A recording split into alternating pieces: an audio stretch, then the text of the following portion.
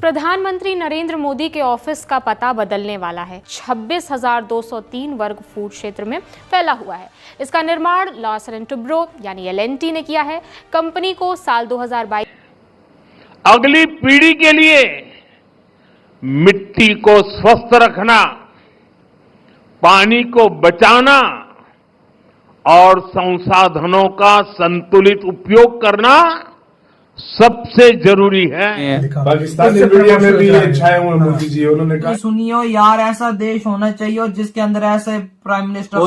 यार मुझे तो फिलहाल लगता है कि मोदी बेस्ट है। मैं कहता हूँ उन्होंने वो किए जो किसी पीएम ने आज तक सोचा नहीं होगा। नहीं सोचा होगा। इन्होंने ये वो काम किया, बिल्कुल सही, और भारत के लिए भी किया और खुद करके भी दिखाया। बिल्कुल करके दिखाया, इसमें कोई शक नहीं है यार। जिस तरीके से मोदी जी ने किया ना, और मैं यार मिसाल कायम कर दी हो यार मोदी जी आपने, कोई शक नहीं यार। तो एक्चुअली बेसिकली अपनी इज्जत गंवाने वाली बात है और हमने अपनी इज्जत गंवा दी है। 4 से अधिक कर्मचारी कर्तव्य पथ पर बन रही कर्तव्य भवन की विभिन्न इमारतों से अपने कर्तव्यों का इनके फैन है, इनकी कमिटमेंट की वजह से। भाई सही बात है, सही बोला है, बिल्कुल सही बोला है। और इनकी कमिटमेंट ये असल में ऐसी है कि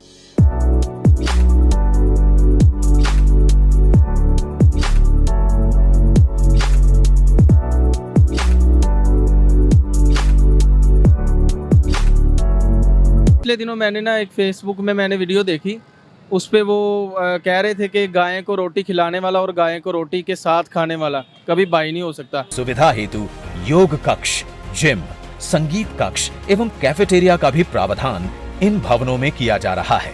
नमस्कार दोस्तों पीएम मोदी का नया ऑफिस बन चुका है और उसको देख के पाकिस्तानी पूरी तरह से शॉक्ड है। जिस तरह से पीएम मोदी पूरे देश को बदल रहे हैं, ये सिर्फ एक ऑफिस बदलने की बात नहीं है। कॉलोनियल मानसिकता जो थी और ये जो इमारतें थी, ये सब की सब अंग्रेजों की बनाई हुई थी और कहीं ना कहीं ब्रिटिश राज का एक अवशेष कह लीजिए आप या सबूत थी। अब पूरी तरह से भारतीयता के हिसाब से इमारतें बनाई जा रही हैं और आधुनिक इमारतों की ज़रूरत भी थी क्योंकि ये इमारतें बहुत पुरानी हो चुकी थी। दूसरी चीज़ ये थी कि कांग्रेस के टाइम से एक आदत थी सरकार की कि भाई किराए पे ले लो, भवनों को अच्छा खासा किराया उसका दो, क्योंकि जो भी ये सरकारी भवन किराए पे सरकार लेती है, ये कहीं ना कहीं इनके करीबी नेताओं के ही होते हैं और इनको अच्छा खासा किराया मिलता है। अगर आम आदमी 10,000 में लेगा तो सरकार उसे 20,000 में किराए में लेती है। तो इसके हिसाब से यहाँ पे पैसा भी काफ़ी ज़्यादा वेस्ट होता था, लगभग साल का 1,000 करोड़ से ज़्यादा। अब देखिए दिल्ली के इन ऑफिस का इतना किराया दे रही थी गवर्नमेंट। अब जो है सरकार ने अपने ही ऑफिस बना लिए हैं। अब इसमें जो भी पैसा लगा है वो एक बार लग गया, कोई बात नहीं, आगे किसी को किराया नहीं देना है और ये ऑफिस भी आधुनिक है, यानी कि रख रखाव पे ज़्यादा खर्चा भी नहीं होगा। तो ये मोदी गवर्नमेंट की सोच है, ये मोदी जी की सोच है, ये मोदी जी का विजन है कि वो छोटी छोटी चीज़ों पर ध्यान देते हैं। कांग्रेस ने 10 साल में जो थे ये 2004 से 14, इसमें इन्होंने कुछ नहीं करा, इन्होंने कुछ इन चीज़ों पर ध्यान नहीं दिया। तो आप इस सबके बारे में क्या सोचते हैं कमेंट बॉक्स में ज़रूर लिखिएगा।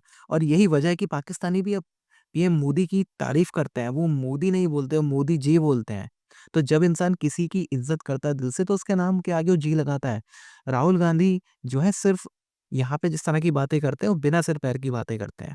आप इस सबके बारे में क्या सोचते हैं कमेंट बॉक्स में ज़रूर लिखिएगा। वीडियो अच्छा लगे तो लाइक करें, शेयर करें, चैनल को सब्सक्राइब करना ना भूलें और बेल का आइकन प्रेस कर दें लेटेस्ट नोटिफिकेशन के लिए। आइए आगे बढ़ते हैं इस वीडियो में। 80 करोड़ रुपए की लागत से बना सेवा तीर्थ परिसर 2,26,203 वर्ग फुट क्षेत्र में फैला हुआ है। इसका निर्माण लार्सन एंड टुब्रो यानी LNT ने किया है। कंपनी को साल 2022 में इसका कॉन्ट्रैक्ट मिला था। इसका डिज़ाइन सेवा की थीम पर आधारित है, जिसमें मॉडर्न ऑफिस और आलीशान कमरे हैं। सेवा तीर्थ में क्या क्या होगा? पीएमओ सेवा तीर्थ 1 से काम करेगा। सेवा तीर्थ 2 में कैबिनेट सचिवालय होंगे और सेवा तीर्थ 3 में राष्ट्रीय सुरक्षा सलाहकार NSA का दफ्तर होगा। सितंबर 2025 से पहले ही सेवा तीर्थ 2 में कैबिनेट सचिवालय शिफ्ट हो चुका है, जबकि सेवा तीर्थ 3 में राष्ट्रीय सुरक्षा परिषद सचिवालय का ऑफिस होगा। सरकार का कहना है कि ये बदलाव कॉलोनियल विरासत से आगे बढ़ने और प्रशासन को भारतीय मूल्यों के अनुरूप संवाद करने की दिशा में एक बड़ा कदम है। साथ ही कर्तव्य पथ जैसे नाम बदलने के फैसले इसके साथ जुड़े हैं। पीएम का नया ऑफिस सेंट्रल विस्टा प्रोजेक्ट के तहत बनाया गया है। नए पीएमओ के पास ही प्रधानमंत्री का नया घर भी बन रहा है। इसके तैयार होने के बाद प्रधानमंत्री 7 लोक कल्याण मार्ग स्थित मौजूदा आवास से भी नए आवास में शिफ्ट होंगे। भारत सरकार के विभिन्न मंत्रालय अलग अलग स्थानों पर बिखरे थे, जहां आपसी समन्वय द्वारा काम करना दिन प्रतिदिन मुश्किल हो रहा था। इन मंत्रालयों की इमारतें काफी पुरानी होने की वजह से इनमें उचित कार्य वातावरण नहीं मिल पा रहा था। साथ ही पर्याप्त कार्य स्थान, प्राकृतिक रोशनी, पार्किंग जैसी बुनियादी सुविधाओं के अभाव के साथ साथ इनके रख रखाव पर होने वाला खर्च बहुत अधिक था। ऐसे में माननीय प्रधानमंत्री जी के इस निर्णय से 60,000 से अधिक कर्मचारी कर्तव्य पथ पर बन रही कर्तव्य भवन की विभिन्न इमारतों से अपने कर्तव्यों का निर्वहन करेंगे। इन इमारतों से मंत्रालयों की कार्य क्षमता एवं दक्षता में वृद्धि होगी और निर्णय प्रक्रिया में तेजी आएगी, जिससे जनता के काम आसान होंगे। साथ ही सालाना करीब 1,000 करोड़ रुपए की बचत हो सकेगी, जो विभिन्न मंत्रालयों के ऑफिस के किराए के तौर पर खर्च किए जाते रहे हैं। ये इमारतें वर्षा जल संग्रहण, सौर ऊर्जा एवं ई ऑफिस जैसी आधुनिकतम सुविधाओं से युक्त हैं, जो कर्मचारियों को स्वस्थ, संवेदनशील एवं समर्पित कार्य वातावरण प्रदान करेंगी। साथ ही कर्मचारियों की सुविधा हेतु योग कक्ष, जिम, संगीत कक्ष एवं कैफेटेरिया का भी प्रावधान इन भवनों में किया जा रहा है। नॉर्थ एवं साउथ ब्लॉक के मंत्रालयों को कर्तव्य पथ पर शिफ्ट करने के बाद इनके स्थान पर दुनिया का सबसे बड़ा युगे युगीन भारत संग्रहालय बनाकर ये भूमि फिर से देश की जनता को समर्पित की जाएगी। इस तरह रायसीना हिल से लेकर यमुना नदी तक के 30 लाख वर्ग मीटर क्षेत्र में दुनिया का सबसे बड़ा पब्लिक प्लाजा देश की जनता को मिलेगा। पिछले दिनों मैंने ना एक फेसबुक में मैंने वीडियो देखी, उस पे वो कह रहे थे कि गाय को रोटी खिलाने वाला और गाय को रोटी के साथ खाने वाला कभी भाई नहीं हो सकता।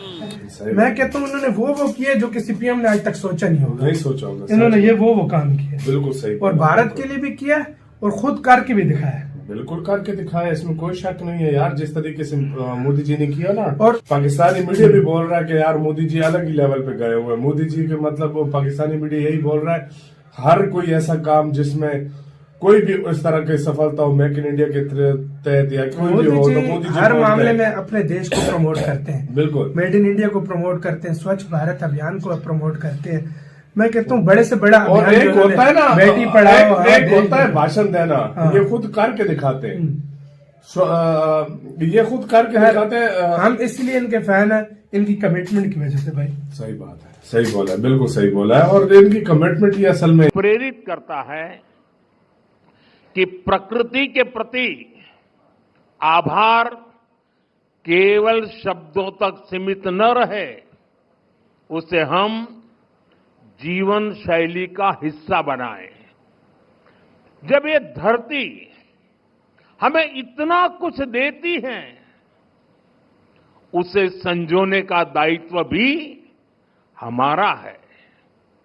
अगली पीढ़ी के लिए मिट्टी को स्वस्थ रखना, पानी को बचाना और संसाधनों का संतुलित उपयोग करना सबसे जरूरी है। मिशन लाइफ, एक पेड़ मां के नाम, अमृत सरोवर जैसे हमारा अभियान इसी भावना को आगे बढ़ाते हैं। हम खेती को अधिक सस्टेनेबल और पर्यावरण के अनुकूल बनाने के लिए निरंतर काम कर रहे हैं। आने वाले समय में सस्टेनेबल खेती के तरीके, वाटर मैनेजमेंट, मैं तो लगातार कहता रहा हूं, पर ड्रॉप मोर क्रॉप,